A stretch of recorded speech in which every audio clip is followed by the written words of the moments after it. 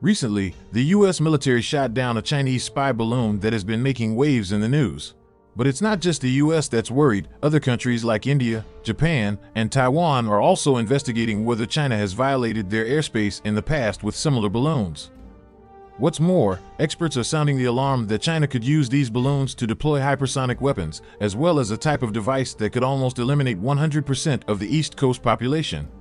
Hello and welcome to Warfare Today.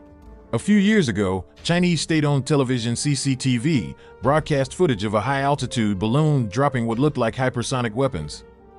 The wedge-shaped payloads were part of China's effort to develop precision warheads for hypersonic weapons, which could make the Chinese military unstoppable. And that's not all.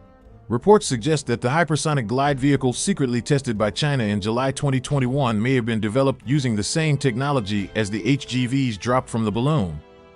This test sparked widespread concern and panic among the US military's top brass, with some speculating that the hypersonic glide vehicle was intended for a first-use nuclear strike against the United States.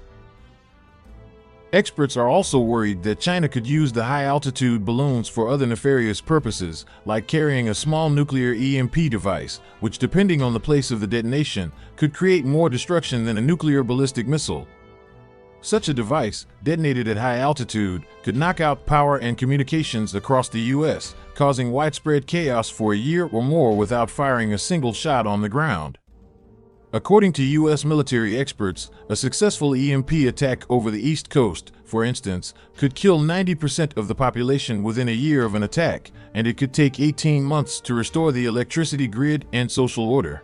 Around 99 nuclear reactors would likely melt down without electricity to cool them, and about 4.1 million people would have to be displaced from areas around the nuclear plants.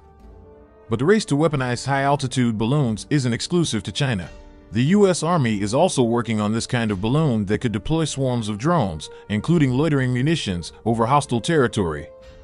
And the US Defense Department is investing millions of dollars into high-altitude balloons capable of flying at altitudes of 60,000 to 90,000 feet, which it intends to use for surveillance and tracking hypersonic weapons of adversaries. In short, the race to control the skies is on, and the stakes have never been higher. The potential for a catastrophic attack is real, and experts are warning that the US needs to take the threat seriously and invest in the infrastructure needed to defend against it.